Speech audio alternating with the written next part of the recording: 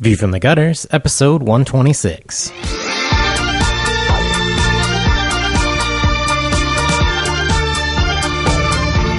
Welcome to View from the Gutters, the comic book podcast where each episode we discuss a collected edition, trade paperback, or graphic novel, and then recommend and vote on the book for the next episode. Warning: the discussion portion of this show has massive spoilers for that book. On this episode, we discuss Nimona, and to skip ahead to the recommendation section, skip to 5612. Episode 126, I'm Andrew Chard. I'm Tobias Panchin. I'm Kaylee Fleeman. And I'm Gabe Reynolds. I was not ready for that. You said we're ready. I said, hey, are we ready to start the episode? Let me get my iPad out. When I went to look at my iPad, and then the episode had begun. Yeah, that's how we move. Quick and fast, and loose, and dirty. I don't know. Stuff. Hard and fast, loose and dirty. Is that what it is? I don't know. Okay. Better, faster, harder, stronger. That one. Thanks, Kanye. No. Not Kanye. I'm pretty sure that's a Kanye song. Hashtag Kanye bigger than Beatles. Hashtag thank you, Jesus. Damn you, Kanye. So, we have some announcements. We have two announcements. Yeah. Announcement one, as always, thank you to our Patreon episode sponsors, Brian May, Brandon Hill, Tony Cortero, and Addison Appleby. Hooray. And thank you to all of our Patreon sponsors Yep. and all of our listeners everywhere. Yes. You guys are the best. Yeah. Also, T-shirts Yay. are a thing. We announced it last week. We are Yes. continuing to offer T-shirts. There is a 2-week ordering period. Yes. And then all the shirts will be printed and sent out and not be available again, or for a while. until we decide to do it again. It's not like a limited time. From the day that again. this episode is released, you will have 1 week Yes. to order your shirt if you want First one. printing. Each subsequent printing will be worth less money Yes. later on. This is to a first collectors. edition. Yeah. So that's important. Next time when we reprint it, we have to do a variant. We'll just do a lower quality every time. There Well, you go. you won't be able to get it printed on black again. Well, eventually we'll just print It'll be like white Heather's T-shirts, and then you will take those to a convention and have artists draw a View from the Gutters Yeah, definitely. cover on But there. we'll sell you the white T-shirt for the same price as all of our other T-shirts. Yes. have been. Actually more. Because Sometimes, it's a yeah, ratio depends. variant. You have to order a certain number of T-shirts in Yeah. order for us to send you a white one. Right. So Yeah, we totally we've makes got sense. both men and women's T-shirts. Yep. We have a version that's $18. We have a version that's on a little bit nicer of a fabric that's $20. How much nicer? Do we know? I honestly Do we have don't thread know. counts? No, it Okay. didn't say. I just did what the website said. All right, that sounds fair. Website told me to So if have you're it come in too. if you're interested in a View from the Gutters T-shirt, you can order it. There's links on our website. Yep. We've got it at Teespring if you're in the U.S. We've got it at Teazilly if you're in Europe. Save yourself some shipping. If you are not on either of those continents, then I am very sorry for you, but you will probably have to pay a lot to get a T-shirt. Yeah, what about our Japanese listeners? They'll have to order internationally. Okay, It's just it's a thing. It's rough. That's what you get for living on an island. Okay, I suppose. I Rude. guess. Yeah, that's. If there is By a that logic, version of we live one on of an those island. Yeah, I was stores gonna for say. Japan specifically, I am not aware of it. Okay. Email me Tobias at viewfromthegutters.com and tell me about it, and I will Yes. create a campaign. Yeah. And Japanese listeners can also get cheap shipping Good. for T-shirts. Great.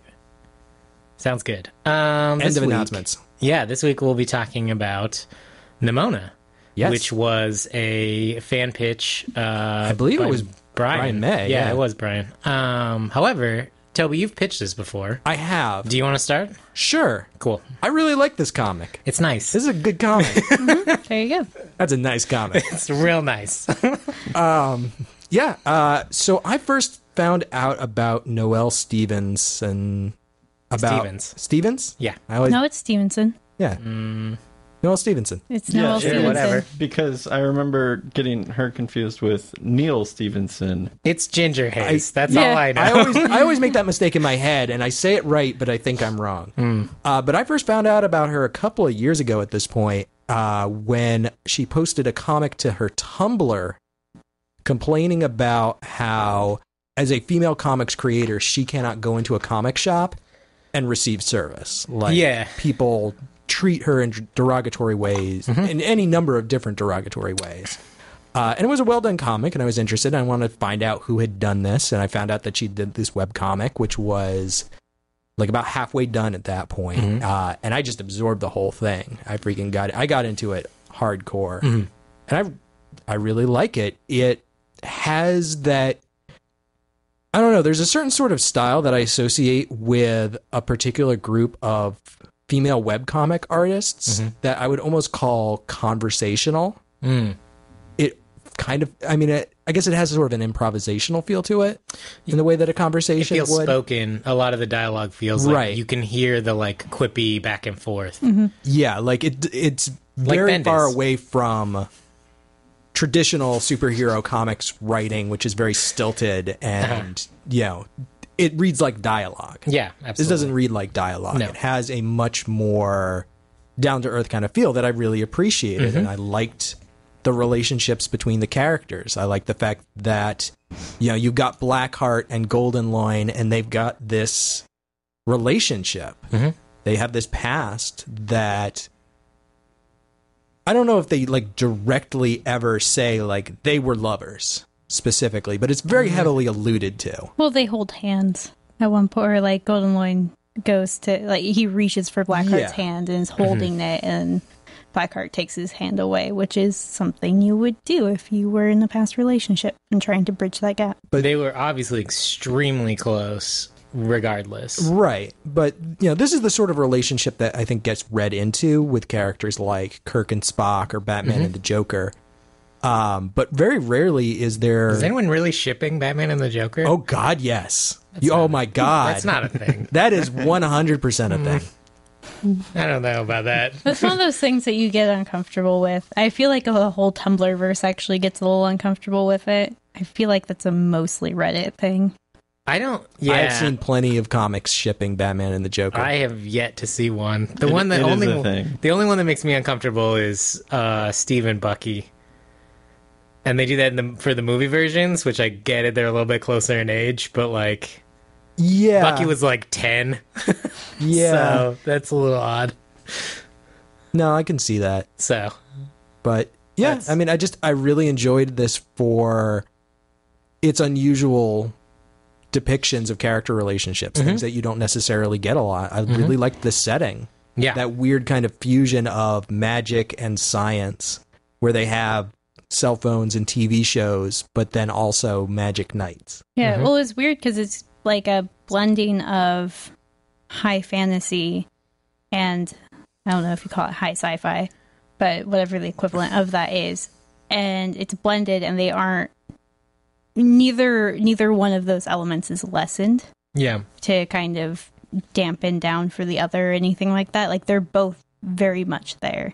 And so it's a pretty unique world, but it also feels really familiar. It's also established like almost immediately in the comic, and yet you don't notice it for a little while. Like the first time I noticed it was there's like a scene, it's the gunshot or something early on, and I was like, oh, whoa, this has like sci-fi elements in it. But then you forget that he has a robot arm. And you've known that since like panel 1, page 1, and you're like, oh yeah, that didn't exist in fantasy. I forgot that robot arms aren't like a fantasy trope because it all feels so natural. In fact, if you look at the very first panel, there's like crazy lasers and shit in the background behind Nimona that you don't Oh yeah, there's like a robot. Yeah, you just, like, laser beams. you don't notice that at first because they're wearing armor. And you're like, oh, this is clearly fantasy. He's got Like, a lantern. yeah, like it just like it tricks your mind into believing that these things fit together. And I don't know how it does it because I've seen so many other mashup genres that just don't work at all, not even a little bit. So it's crazy. And it's interesting how you have the scientist character who's like, yeah, I'm totally going to explain like how magic and science go together. right. And you kind of get this sense like, okay, this is a society and a civilization that's had magic for however long. And then they've been also like technology has just continued to improve. So now they have like all the science stuff, but they've never been able to like put them together. So they're just Right. kind of like there side by side, which I think is really interesting because I think that there's a tendency when you mix science fiction and fantasy to either make the science magical or the magic scientific in some way. Be like, oh, this is techno magic or whatever. Right. Like, or, you know, very like systemify, I guess is the right conjunction of that. But, you know, figure out how the magic works in this very scientific way. Yeah. And make it very defined. And this doesn't do that. It's just like, yeah, there's science and there's magic, and they're two separate things. Yeah. Or they're the same thing, but we don't know that we can't explain the difference. Yeah, like we don't know where they connect. Yeah, and there's actually only very few instances in which they like butt heads against one another. Specifically in the device that stops Nimona shapeshifting is a technological device that affects magic. Yes. It's one of the few, because most of the other stuff just seems to kind of exist on its own. And it's the cell specifically from phones- like an outlaw scientist, basically by herself. Yeah. Who's like, I specifically want to figure this out. Yeah. So I found that really interesting too, and the what are they called? The guild, the institution? Oh, yeah. Institution. Yeah. They seem to rely fairly heavily on science, and that goes a long way in explaining like why Blackheart's so obsessed with it, because that's where he's from. I mean, essentially they raised him, as far as we know, or at least trained him. It seems like a little bit like they're orphans. They are. I get that from the Christmas story too. Oh, okay.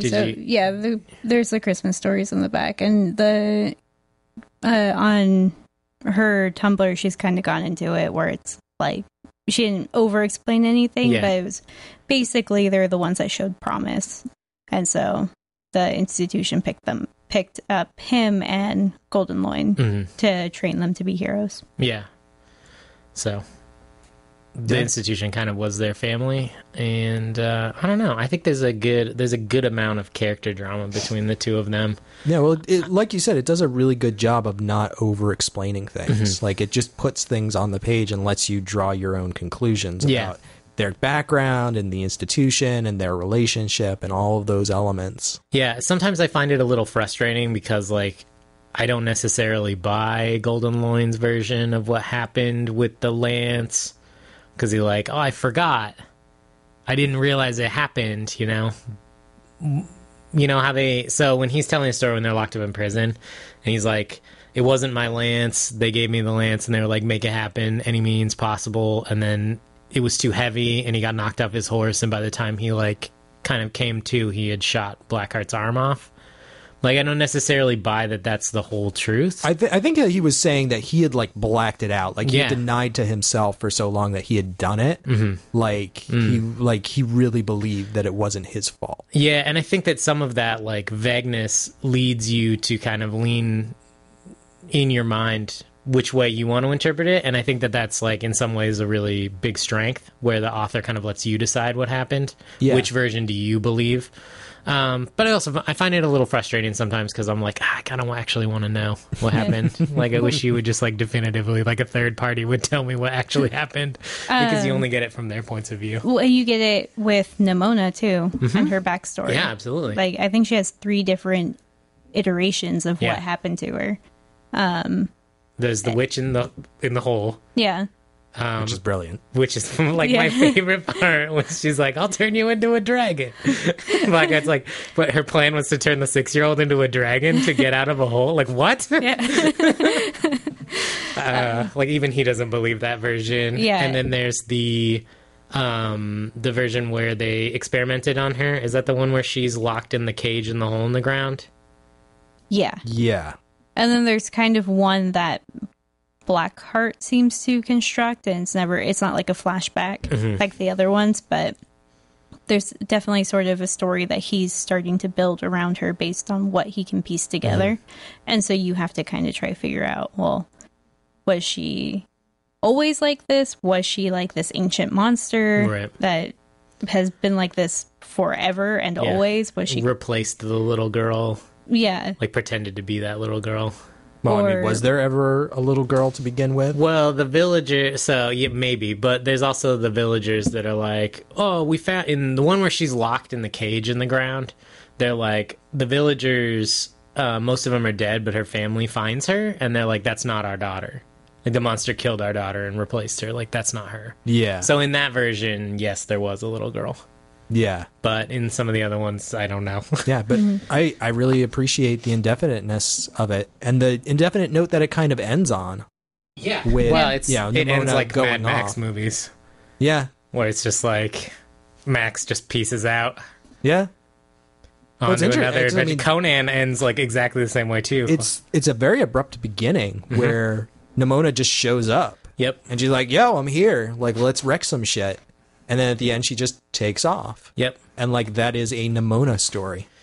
It's super reminiscent of pulp stories like Conan and like what Mad Max kind of would ape later on, where it's like, this is a slice of their grander adventure, and you only get a chunk of it. And it starts with them entering the story because it is their story. Like, they are the narrative character. It starts when they come into the story. All these side characters are part of just that chunk of their story. And then when they leave... the story's over, and you have to move on to the next story. Right, exactly. And those side characters you may never see again. So, I don't know. I think that would be really interesting if she ever came back to this universe to tell more stories. Because essentially Nimona can make herself look however old she wants to. So who knows how old she is. So there, like Conan, there are seemingly indefinite number of Nimona stories that could be told. Yeah, absolutely. Which I love. Or she could just turn into a shark with boobs, and it could be Shark Girl. Titty shark. That is my favorite thing. That's what drew me into this comic, was like that second page. I'm not a little girl. I'm a shark. Shark with titties. Yeah. Cade, you've read this before, right? This wasn't your first time reading this? Or was it? Yeah, well, yeah, no, I read it first right after it had finished. Okay. The whole thing was still online, and it said, like, Nimona will return in a few months, and then I was waiting for that few months, and it never came. Yeah, I really like Nimona as a character. I love the character design. I love how she's both funny and serious at the same time. I think she's very, very realistic. Yeah. I mean, as much as you can be for being a shapeshifter. Yeah. The most realistic shapeshifter we know. Yeah, exactly. But no, I loved this story. Yeah. It was one of the few webcomics I actively sought out. Just trying to think of how to say that word. Yeah. I was going to say sook. Sought out. Sucked it out. Yeah. And it was good. I think I read it in like 3 days. Nice. Total. In the webcomic form. Cool. I really liked it. Yeah, I discovered Ginger Hayes because of her Hawkeye drawings, which are the greatest drawings of all time. They're which the is cutest. She was watching Earth's Mightiest Heroes Avengers, the TV show, I think. And she just kept drawing all these pictures of like Hulk carrying Hawkeye, or like Hawkeye riding Hulk around. And I was just like, this is my favorite thing ever. Why is this not in every movie? And I had to go find out what else she'd done. And I think it was right around the time like this webcomic was starting to get popular, because it was a ways into it. And she kept posting on Tumblr, like, next week, Blackheart and this stuff. And I was like, well, I kind of want to wait till it's done to read it all. So I had, like, looked at parts of it. So I kind of knew-ish what it was about. But when I sat down to read it the first time, I was like, well, this isn't exactly what I thought it was going to be. But I loved it all the same. I think it's really interesting. It's a crazy setting. I love Nimona as a character because she's so... like mysterious and twisted. Like, we don't really know what's going on with her ever. She's sort of an unreliable character in that she seems like she shows up and just wants to kill everything, and you're like, well, I guess that's the monster side of her too, but like she's also sort of lonely, and so like that's probably why she's hanging out with Blackheart. I don't know. She's an interesting character. She's more like a force of nature than anything else, and I really like that. I like all the shape-shifting fight scenes are like super epic. And I love Animorphs, so I'm gonna say that I still love it, even though the last time I read it, I was, I don't know, younger. I'm right there with you. I still have the first book. It's cool. It's a cool concept anyway. I like it anytime people can change into animals. Yeah. I have vowed to myself that I will never reread Animorphs. Because right now, in my mind, they're perfect. Yeah. Yeah, no, I've never reread it. But I still have it. I never finished the series. I'm curious to find out what happens at the end, but at the same time, I'm like, it's fine like this. But yeah, I love anytime people can shapeshift or like have animal companions like Beastmaster.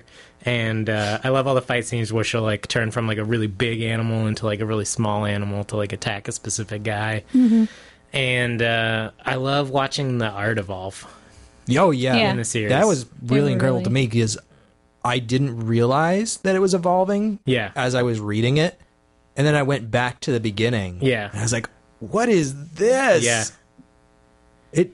But reading it through this time, it actually evolved really quickly. By the time we get to the end of chapter 3, it's like basically hit its final form. Yeah, yeah. Well, she went back and re-illustrated some of it. Did for the collected. Okay. Yeah.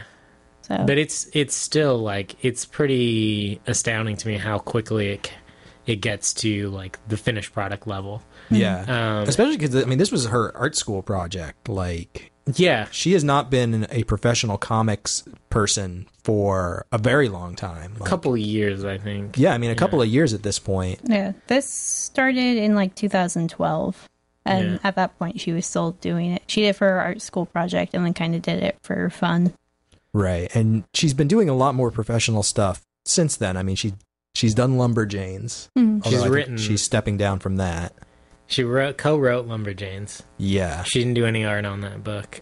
She's really? done... It looks like her designs. Maybe. She's done some art for other stuff. She's also done some writing for Marvel pretty recently. Some book covers for novels and stuff too. So she's getting out there. I really want her to do her own creator-owned series. That's like 100% her. Well, I feel like she announced that she was stepping down from Lumberjanes, and I think it was because she was working on something that she wasn't ready to announce. Cool. I hope it's more, because this is my favorite thing that she's done so far. Like I really like Lumberjanes a lot. I think it's great, but I just love it when a singular creator or two creators can dig into a project together and kind of carve out a universe and a world and stuff. Yeah, absolutely. Well, she's somebody whose career I'm very excited about. Mm-hmm. Like, I really want to see what she's doing 5 years from now, 10 years from now, because I feel like she is one of those people who is going to help define the direction that comics as an industry goes. Well, I think she already has. I think that's like undeniable that stuff like Lumberjanes had a big influence on what they called the Batgirlification of DC. Sure. Like I think books like that where DC was like, we have this very specific house style, and everyone's like, okay, cool. We're going to go read Lumberjanes, or we're going to go read Nimona or something else, just anything else, because you provide zero of what we're looking for in comic books. And I think that it definitely, and I guess Ms. Marvel and books like that too obviously have an impact as well. No, absolutely. But, like, I think she's already having an impact. Yeah. But I also feel like it's a little bit early in her career to go like, this is what her signature style is. Like, this is what her magnum opus is. Like, this is the effect that she's had. I mean, you can look at somebody like, say, Warren Ellis, and go back to what he was doing in the late 90s with like Stormwatch and The Authority, and look at the directions that comics went over the next 10 years and go, oh my God, like this guy set it up. Like he was creating the things that would then influence the next generation of people. Yeah. And I look at somebody like Noelle Stevenson and I say, you have the potential to do a work like that. Yeah. Which, I mean, I hope that's not putting too much weight on somebody who's fairly new to the industry, but I think it's going to be really interesting to see where she goes and what she does, because I feel like it is going to have an influence, and we're only going to see that 5 or 10 years from now when people have seen the things that she's doing now and is going to be doing over the next several years and react to that. Well, I also think that Warren Ellis entered comics in a very different time in comic book culture. And I mean that in a couple ways. I mean that not only in the people who were reading comics in the 90s, but I also mean the people who could make comics in the 90s. That's very true. And this book specifically, Nimona, is point in fact that comics have changed dramatically from the 90s. Because this kind of stuff, I mean, webcomics existed. But it wasn't like this, and it wasn't as soon as they were done, they were immediately collected by large book publishers and put out on the shelf. Like that is definitely something new. Yeah, and not only on the shelf, but not on the shelf next to the graphic novels, next to DC and Marvel, but in the like teen fantasy section, next to books like that, you know, where it should be. Yeah, next to the books that kids are reading that would also love this book. And I think that kind of exposure was unheard of in the late 90s for books like, you know, Warren Ellis's The Authority. People in the know knew it was awesome, but it wasn't permeating culture in the way that I think webcomics have the potential to do now. And I think that comics move faster now, and I mean that just in like turnaround time between creative ideas seems to be speeding up. Like the impact of The Authority and Stormwatch you could trace over the next 10 years, but the arc it took was longer than how reactionary comics are now, I feel like. Yeah. Where, especially the big two, I think that there's definitely a fear that companies like Image and Boom with Lumberjanes and IDW and Dark Horse are going to take a significant portion of their readership if they don't continue to react quickly. I think it's why we're seeing so many like event comics that lead to relaunches, that lead to brand new series, because they're constantly chasing this fear of losing readers now. And I think people are voting with their dollars strongly enough to say like, yeah, Marvel and DC's not for us. We're going elsewhere. Yeah. And I think they saw that with manga in the 90s and 2000s, but I think they didn't care then like they do now.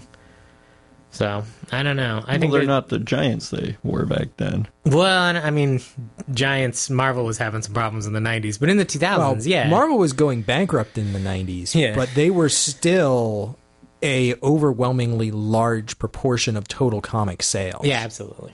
Even going broke. Yeah. And that's not necessarily as true today. Image is moving up. Oh, yeah. Well, and taking away market share. Absolutely. And with stuff like The Walking Dead just absolutely crushing on TV, regardless of how you feel about the show, like, people are going, whoa, comic books are a place to mine ideas for great TV shows, and we want to make shows like Revival and Lazarus, and all these great ideas are going to become shows.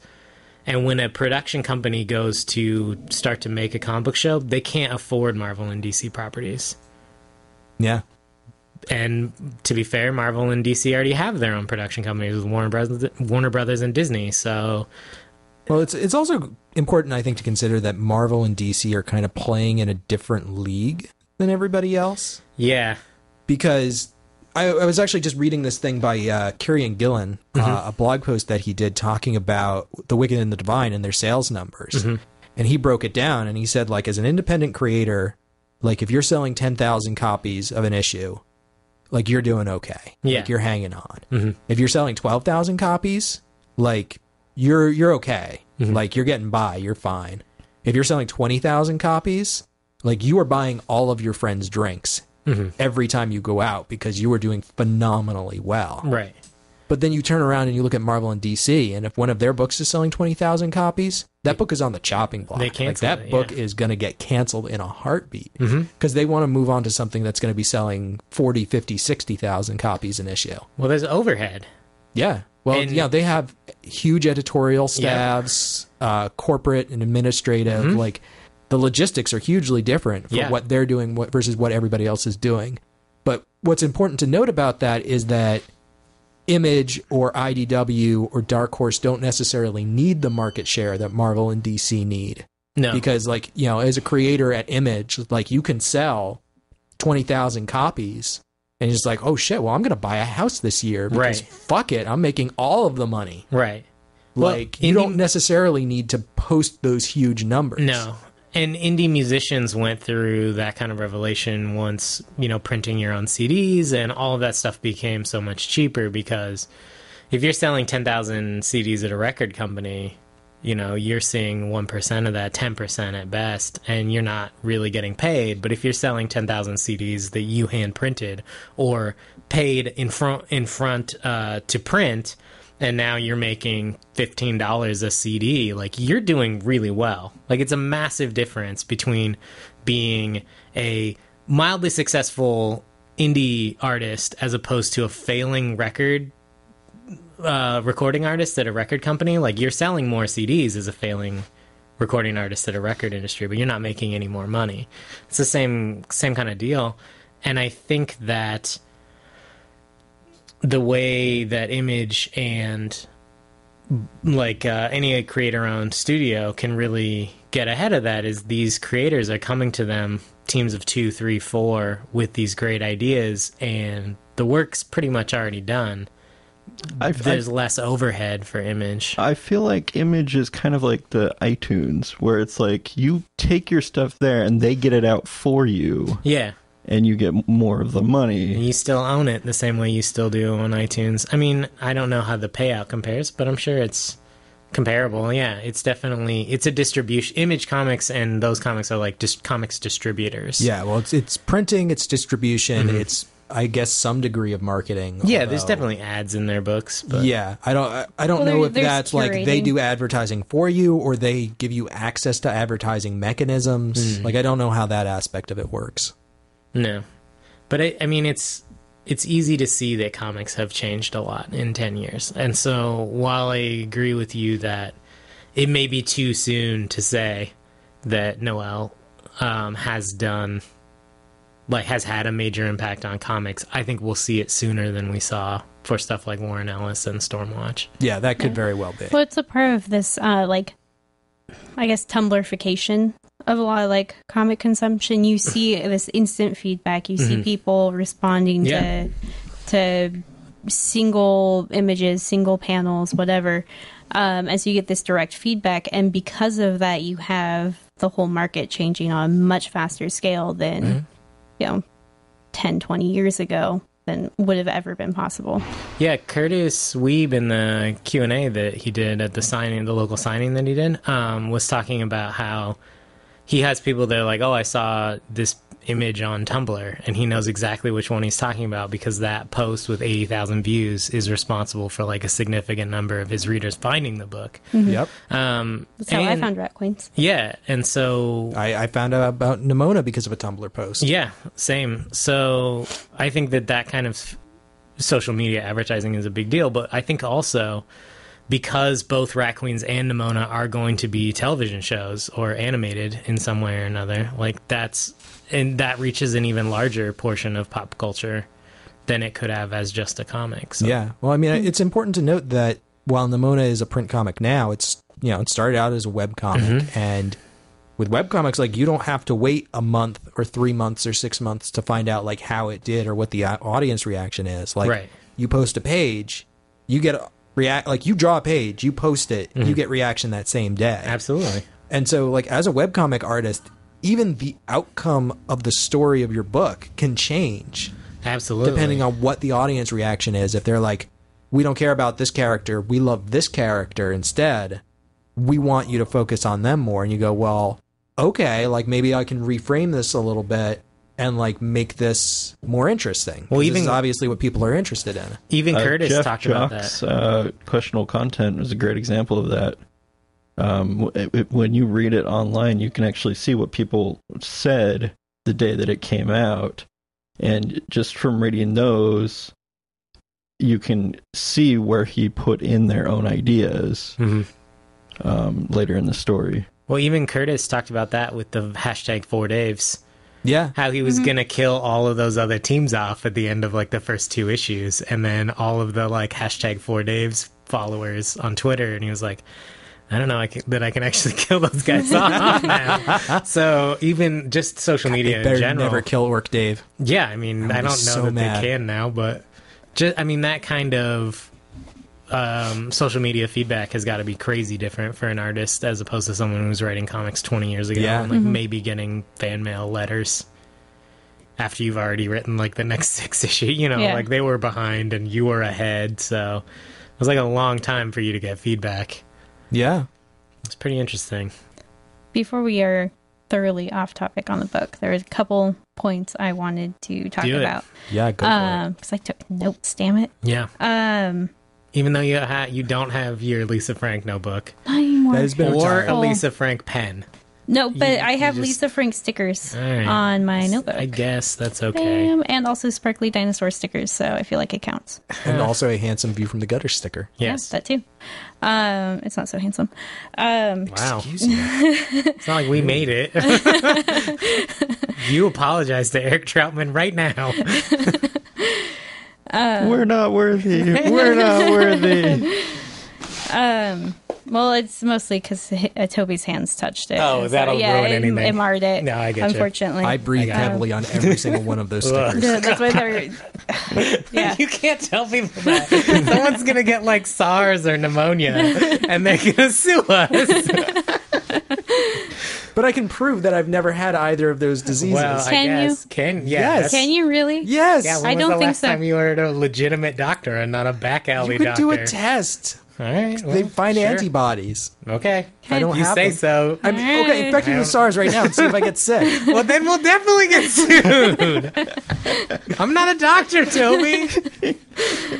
Despite the rectal thermometer. Kaylee, you were making a point. Anyway, so a problem in a lot of in any work, TV shows, movies, whatever, is that they will start out comedic and then try to add this air of heaviness to them. Oh, God. And the worst. they fail. And it fails either because the first half where everything is light and comedic feels incredibly disjointed from the second half where everything's terrible, or they keep trying to keep humor in and all of like the tragic moments just feel trite and they just don't have that weight. I feel like this comic does a really good job of balancing humor and goofiness with these really deep emotional moments. Like one of my favorite things is when I think it's like the high, what is her name? She's like the leader of the institution. Yeah. But she is talking to Nimona as she's trapped in the cage.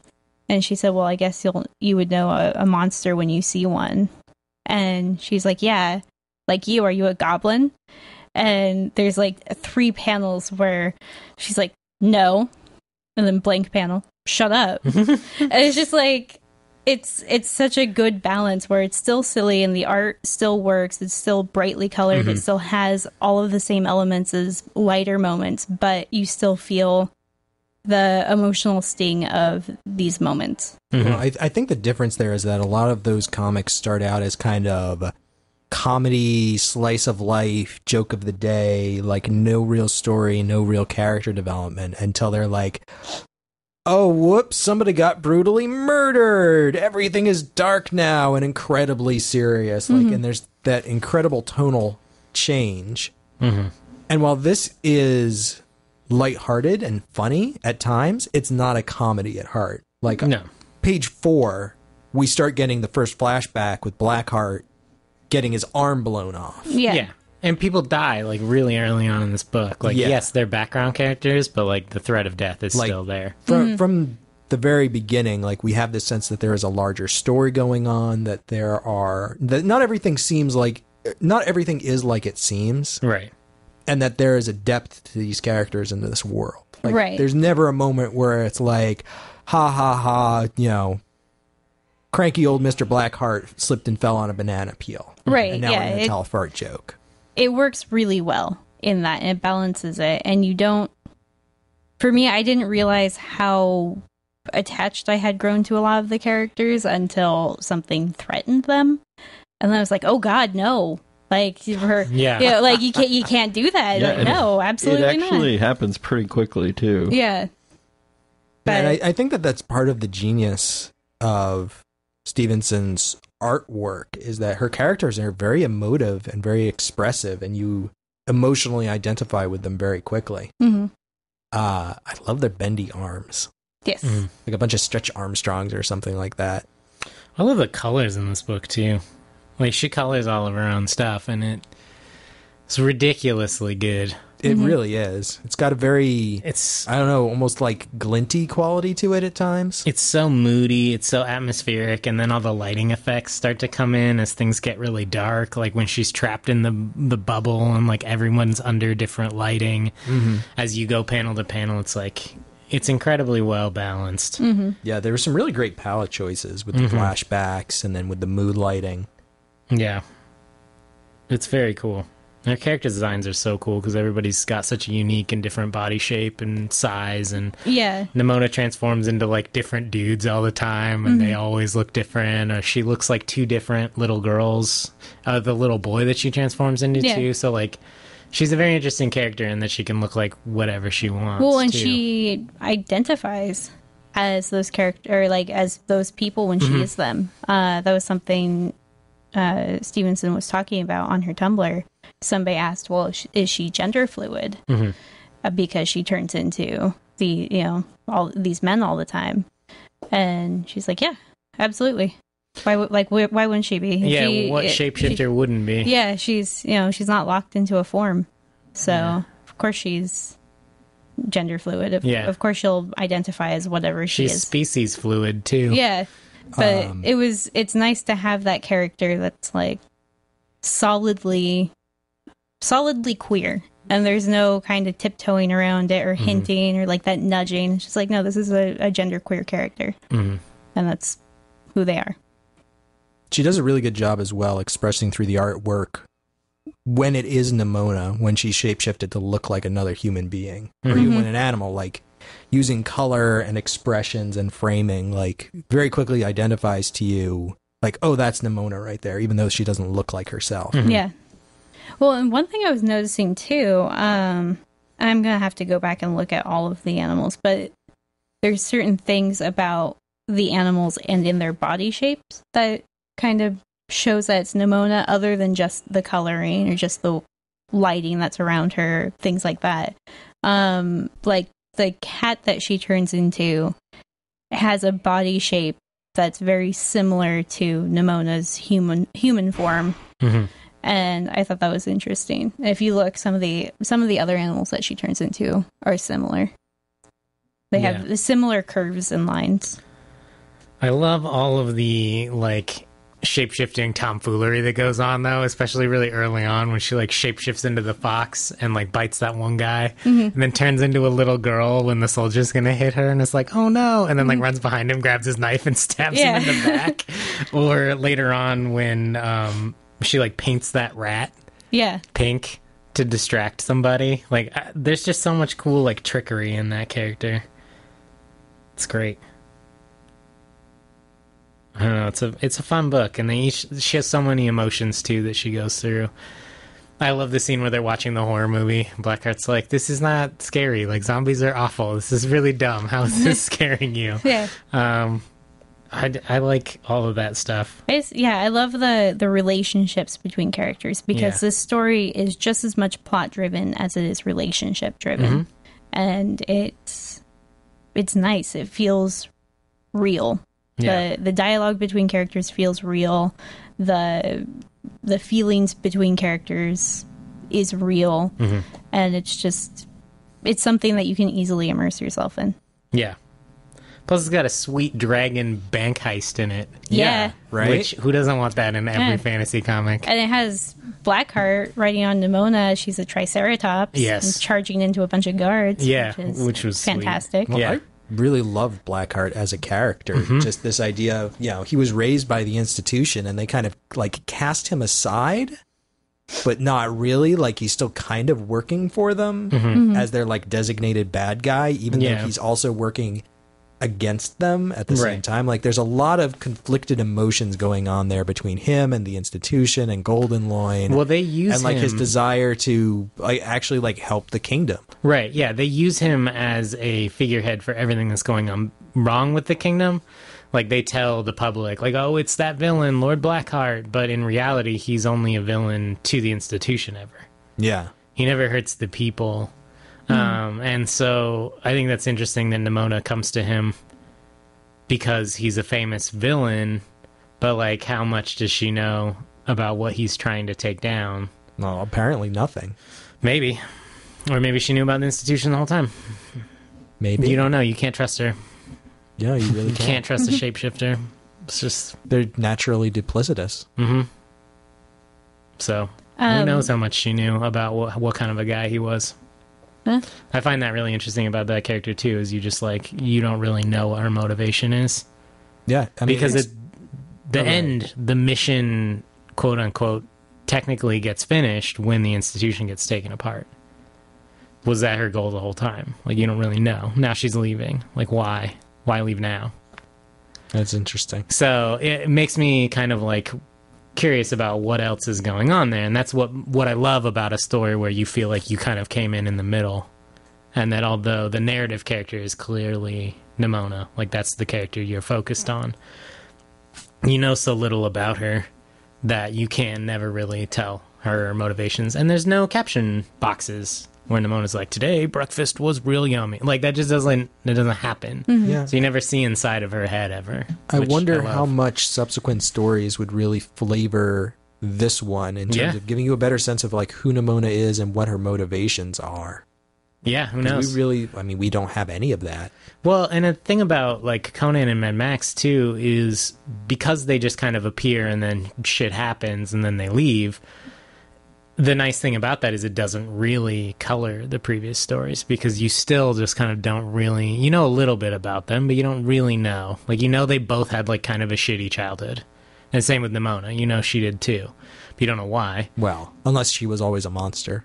Well, yeah, but even then, monsters don't really have, like, the best upbringing because they get treated like monsters all the time.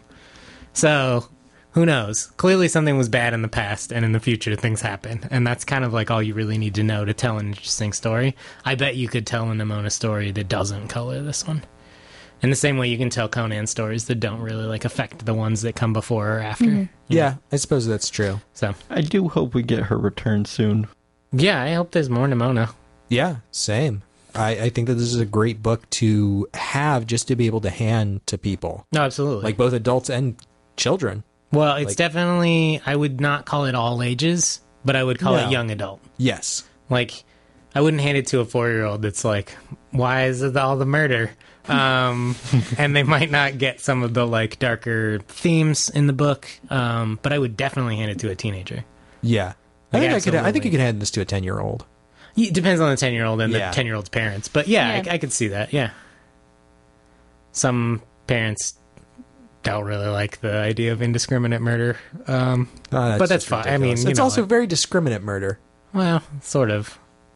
I mean, but there are some families where, like, you turn 8, you can see R-rated movies. Yeah. So... Yeah, I mean, I guess that is colored by my own upbringing and the fact that there was very, very little, perhaps an inappropriately little amount of censorship in my house. Yeah.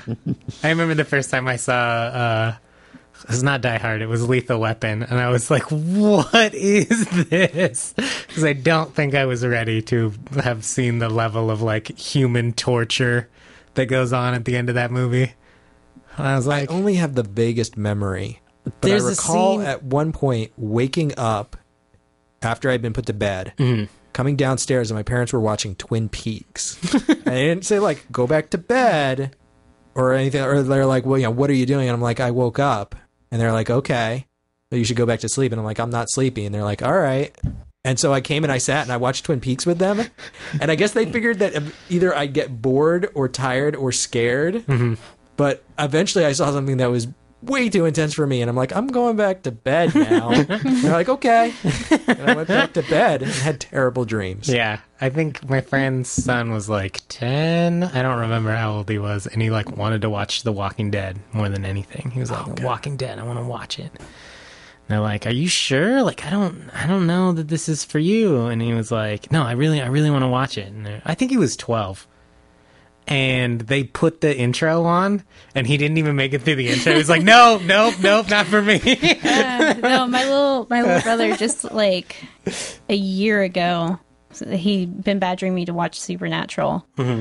And I was like, well, I don't think you'll like it. Like, some of the episodes you can watch, but maybe not all of them. And he's like, how old's your brother? He just turned 13. Okay. Or is going to turn 13. Very, very soon. So I was sitting and watching it, and he kind of snuck up behind me, and it was a scene where somebody cuts the stomach open of somebody else, reaches inside of them, and pulls out this tablet that they had been storing, like, in this person. And Levi's like, you know what? I don't think I want to watch the show anymore. I was like, okay, yeah. That's why I told you might want to wait a little while. Kids know pretty good what they're up for. Yeah, I think kids are pretty good at deciding, like, no, that's not for me. Not right now. It's too scary. Yeah. So, I don't know. Yeah, I think this is a great transitional comic, though, and I think it's a cool book for, I don't know, comic readers and non-comic readers alike. Yeah, well, I think it's a good thing to hand to somebody who maybe hasn't read a whole lot of comics. And they're like, hey, this is just kind of, like, fun, but it's interesting. Yeah. There's a lot going on. So... Totally. I don't know. I think it's pretty fun. Do you guys have anything else you wanted to talk about this book before we move on? About webcomics? About comic book color? Webcomics are awesome. Mm-hmm. I think they break down a lot of doors. The barrier to entry for print comics is a lot higher. So I'm all for webcomics because of it. Yeah, absolutely. A lot of people who would have never been discovered definitely get the recognition they deserve now, thanks to webcomics. So, is there anything else that you had that you wanted to add about colors? No, they're pretty. Yeah, they're pretty great. They're really good. In setting up the T-shirt campaign, I found out about Pantone colors and like how it costs more the more colors you put in. I was trying to like reduce the image down to only a certain number of colors, and it was like a whole color thing. It was very educational. Yeah, colors. You want colors to learn more about colors? I like working on computers where you can design just use all the colors. Yeah, man. I mean, do it. Why not? Yeah, they're really well done. The lighting effects are really impressive. So, as an artist, it was so awesome. Like, it was awesome to see her grow as an artist and like figure out how coloring works based on like the early drawings that don't have color. Yeah, or have very light color. It's almost none. It's essentially like line art with a few color holds on the lines. Yeah. To like an amazingly colored book near the end. And that took a little bit longer than the art catching up, but I think that was so cool too. Yeah, it's always in color, but it's mostly just like spot reds and different tones of gray with a few other random spot colors. Mm-hmm. Yeah. To when you like skip ahead all the way to the end and it's just like, man, that is some intensity there. The lighting effects and the shadows and the hatching. Yeah. Like she came a phenomenal distance in what seems like a pretty short amount of time. Well, it's interesting too, not to talk about colors forever, but things almost always have a singular highlight or a singular shadow, but never both. It's not like 3-tone colors. It's like 2-tone color for most of the book. Mm-hmm. And that she's able to pull off such dramatic effects with, pretty limited highlights and shadows is really cool. So I think it's kind of a masterclass in this style of coloring. This like limited layers style of coloring, because you see a lot of times when we complain about like over rendered or oversaturated color in like poorly colored comics in the 90s, it wasn't that stuff like this wasn't possible. It was that what was cool was put as many colors on the page as you possibly can, and everything got so muddy and dark and heavy, and there were like gradient fills on fucking everything, and it was too much all the time, and it was distracting. And I really love any colorist that goes back to this type of style with like one highlight, one shadow, or just either or. Dean Tripp does a lot of that on all of his stuff, and I really like that too. So it's so much easier and more relaxing to look at. Absolutely. And it's pleasing to look at versus that awful oversaturation. Well, also conveys a lot more in a weird way because it is so much more focused. It's not simpler, it's just more focused. It's like the shadows are specifically in specific places and the highlights are specifically there. Well, I think there was a movement, at least in mainstream comics for a long time, to make things look as photorealistic as possible. Yeah. Until you were to the point that you're getting people like God, and now I'm blanking on his name. Like guys like Richard Eisenhower that do like digital painting. Yeah, the dude who traces shit all the time. Greg Land? Yes, Greg Land. Yeah. Like you have people like him who are trying to go for a very photorealistic look. Mm-hmm. And I think that that's part of what happened with the New 52 and why everything looked so samey, is that it was all kind of colored the same way. Yeah. And I think that there's a lot of emotion and a lot about the story that you can convey with the colors when you take a more abstract palette. Well, color in a lot of ways makes the book. I mean, we've talked about several different Marvel books. We talked about Ms. Marvel, Captain Marvel, all new Ghost Rider. I talked about the Immortal Iron Fist, that new series, and we talked about it on Uncanny X-Force too. Yeah, and there's just like a lot of Marvel books that came out recently. Black Widow was the other one I was going to say. None of those books look alike. No. Not even a little bit. Not just in the art, like in the pencilers, but in the way that the people who colored those books. It makes a huge difference when you can have 6, 7, 8, 9 books all in your line concurrently happening together, where each time you pick up a book, you get such a unique flavor. I think that's a big deal. I think that's something that DC's trying to rectify, but it was a big deal in what made the New 52 kind of fall flat for a lot of people, I think, is in the art department, it didn't do what modern comics are capable of doing. So, I don't know. I think books like this are pretty awesome for that reason. So, yeah, it's definitely going to sit proudly in my collection for a long time. Yeah. It's cool, too. I like the size and the binding and just the packaging they put it in. I think it's a good one. Yeah, totally.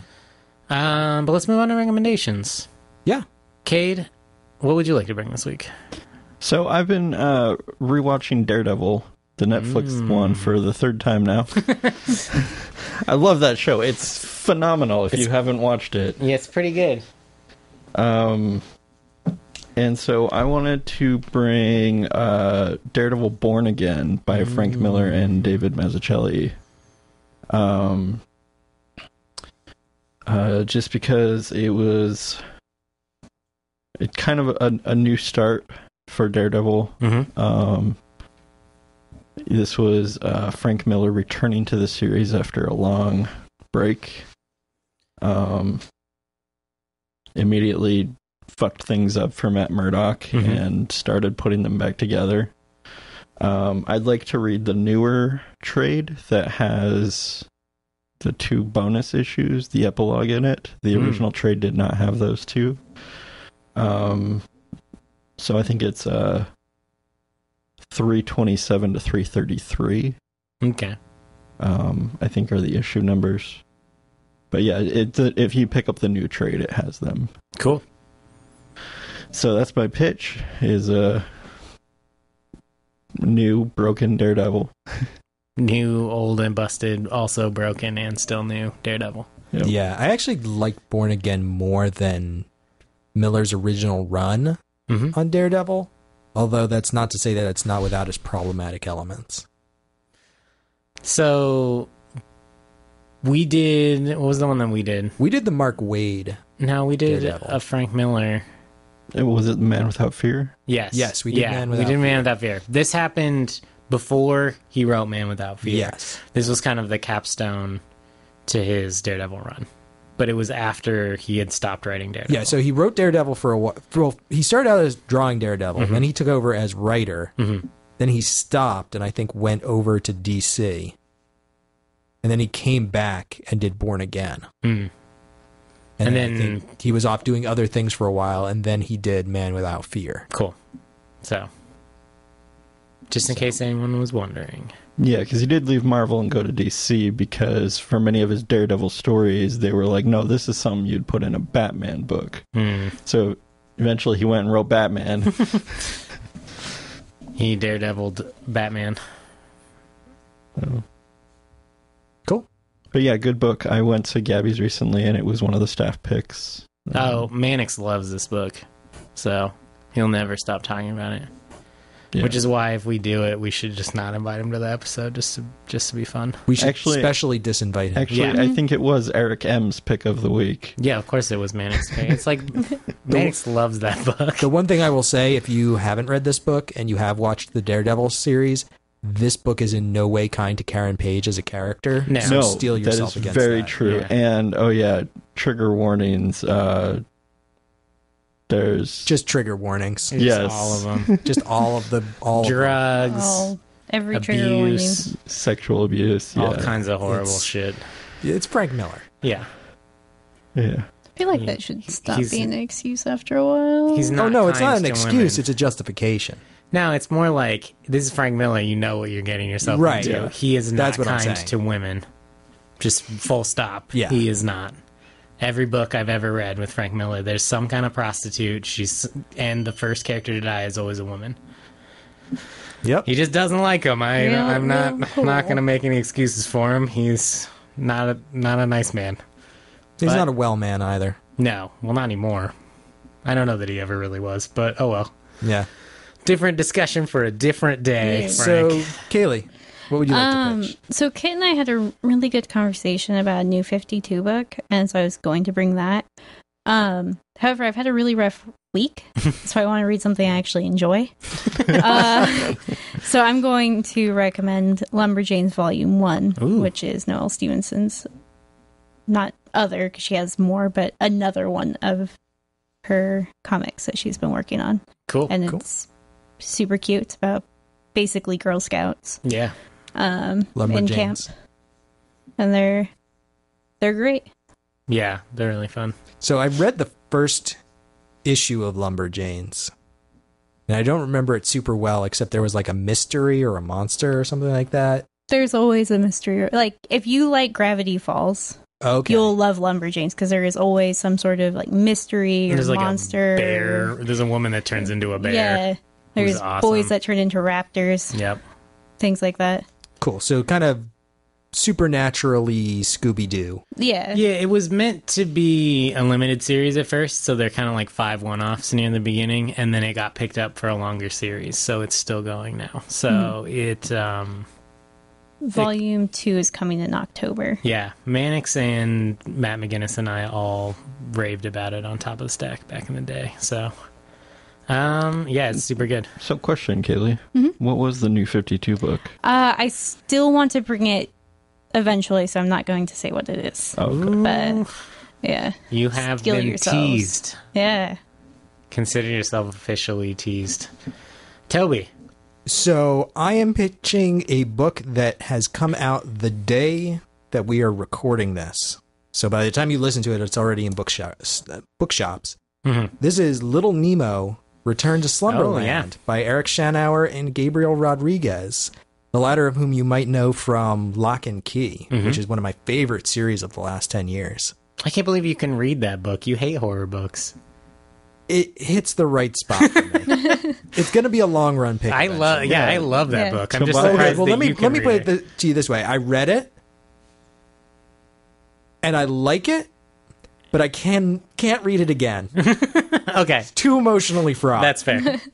And yet you pitched it like 3 times in the first.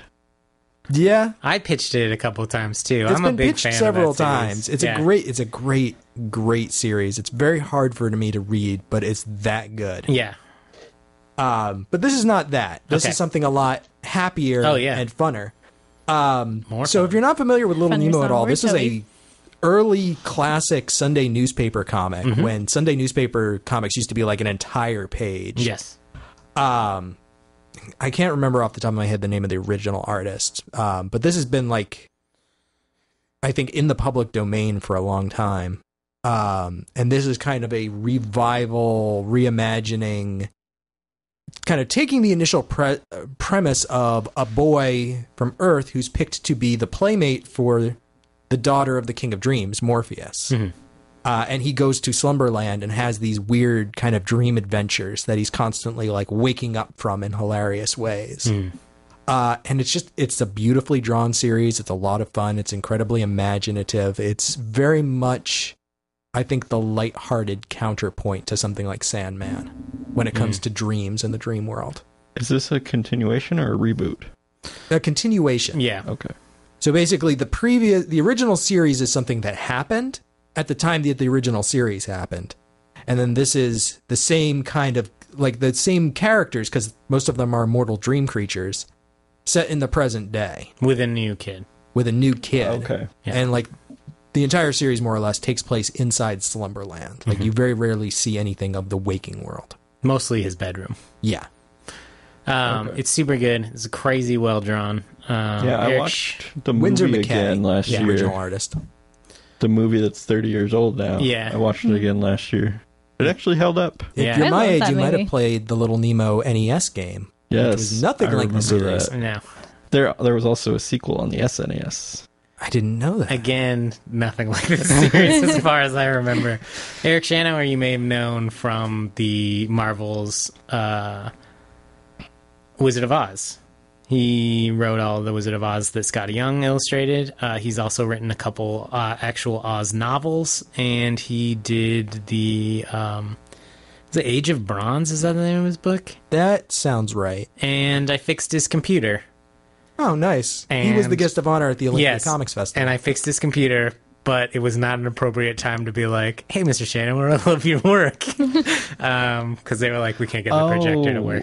And I was literally the last person they should have asked because I don't know enough about Windows I remember that you computers came back in the room and said, why didn't I let one of you guys do Yeah, it? I was like, Toby and Cade, you guys know more about Windows computers than I do. But I fixed it. I did it. So there you go. Awesome. Yeah, so I'm bringing a book that I have so many mixed feelings about. I was confused by it when it came out. I read it and I was like, I don't know what's going on. And some of you may remember last year that this ad campaign was going around in the back of Image magazines, and it was like, what if Russia's best spy was America's greatest superhero? And I was like, okay, well, that doesn't make any sense, but sure, I'm listening. And it featured a woman in like a red zip-up Catwoman style suit, very curvaceous, and she's called Red One. And she's like a Russian super spy who lives in the Soviet Union and like loves being a part of the Soviet Union and Rah-rah communism. yeah, is like very much on that side, and then gets shipped for an assignment out to the U.S. to pose as a superhero. And then I'm not exactly sure what was supposed to happen after that. I feel like the premise was literally that sentence, and then they didn't know what to do with it after that. And I was like, when are you going to explain that? And so the first issue came out, and it's really dense, and a lot of stuff happened. And I was like, okay, I guess, well, we'll see where this is going. And the second issue came out, and I was like, I still don't think I know what's going on, but there's so much stuff happening in the background, like the relationship that she leaves behind in the Soviet Union, the relationship that she forms in the U.S. There's like a lot of cute stuff going on. There's a lot of cool like action and stuff, and I was like, I want this to be cool. I want to like this. And it's by Xavier Dorison, and the art's by Terry Dodson, and it looks really nice. It's colored really well. It's not poorly written. I'm just confused by what's going on.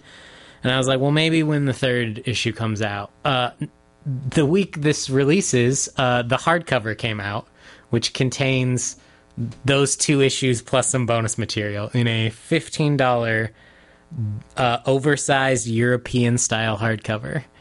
It's so weird. And I'm so confused by all of that. Is issue 3 coming out? I don't know. I have no idea. It came out March 18th, 2015 and April 29th, 2015, and then never again. And then this hardcover is coming out. I'm so confused, and I want to talk about it. So that's what I'm recommending. Everybody read it at home. And I have read those two issues, and they were super weird, and I was really interested to see where it went. yeah, And now I am very confused. me too. What even is this? I don't know. So let's read it and talk about it. Okay. We also have our Yes. Patreon fan pitch. Yes. This week we have a pitch from Brandon Hill. Yes.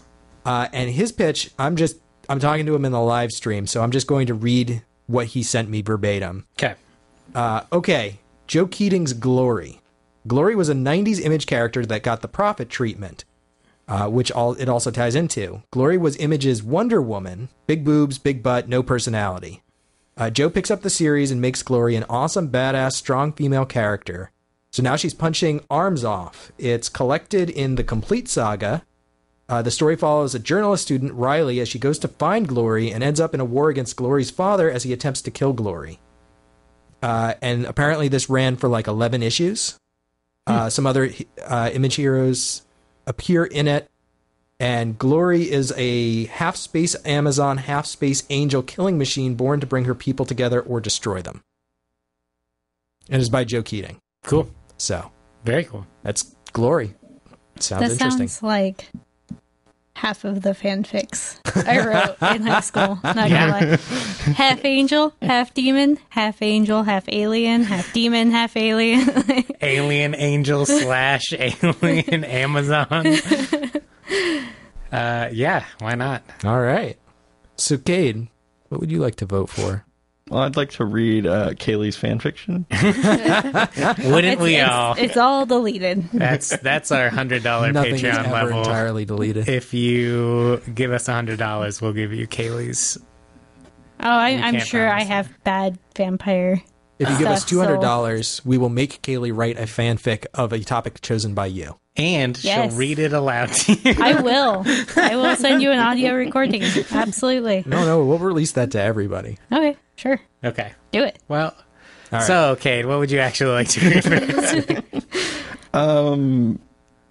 I'm kind of interested in Red One. It's fucking weird, man. I don't know what It's to short, say. though. I mean, it's... I yeah. know. I don't know if there's going to be like enough to talk I mean, about. I feel like there's going to be an hour of, what is this? Yeah. No, I don't know. What do you think this is? I don't know. I'm fine with that. Yeah, no, I mean, I'm game. Well, that's my pick. All right. I'm gonna go with Little Nemo. Cool. All right. God, I'm torn. I want to vote for everything. You can't. Those I aren't in the rules. really desperately want to vote for all of these things. The bylaws don't... It's not in there. I am going to vote. I'm going to vote for Lumberjanes. Like, I wish that there was more meat on that Red One bone. Yeah, I mean, like, I want people to read it and tell me what they think about it. I And, really like, want that to happen. I'm sorry, Cade, it is way too hot for me to be angry at Frank Miller for an hour. No, I mean, that's fair. I've just been watching the show again, and I'm just like, Daredevil, yes, Daredevil best. No, pitch it again in, like, October, and I'll vote for it. It'll be nice and cool then. Well, this is a tough decision now because I love both Lumberjanes and Nemo. I was gonna vote for Glory, but no one else voted for it, so Sorry, Brandon. I can't vote for that. And now we'd have to tie. I mean, I guess that means Cade would get to pick, right? No. No, it means that somebody would have to just elect to yeah, pick something we don't else. have a fifth person, so we can't do that. I'm gonna go with Lumberjanes. I love that book. We'll do two right. Noelle Stevenson books back to back. Perfect. Yeah. That's fine. I'm fine with it. I'll live with it. But yeah, Slumberland, everyone check that out. It's good. And I'm gonna go read Glory because it sounds awesome. So, Lumberjanes Volume 1? That's all that's out, Yeah. right? That's all that's out. Okay. So, so there's for more next week. single issues, and the second trade is not out yet, but we'll... So, there's more for you to read, but we're just going to talk about Volume 1. Yeah. And so, thank you to Brandon Hill for his pitch. Yes. Thank you to Brian May for pitching Nimona. Yes. And go buy some t-shirts. T-shirts and stickers And gonna buy donate one. $200 on Patreon for fanfic. fanfiction. I am going to create that as a funding level. Do it. We'll see what happens. Who I knows? can make it as bad or as good as you want. It's up to you. Well, wait, so is it 100 I can do- and she writes it, but 200 she reads it out loud? Well, I mean, I don't know. We'll figure it out. We'll We'll, figure it hash out. out the details later.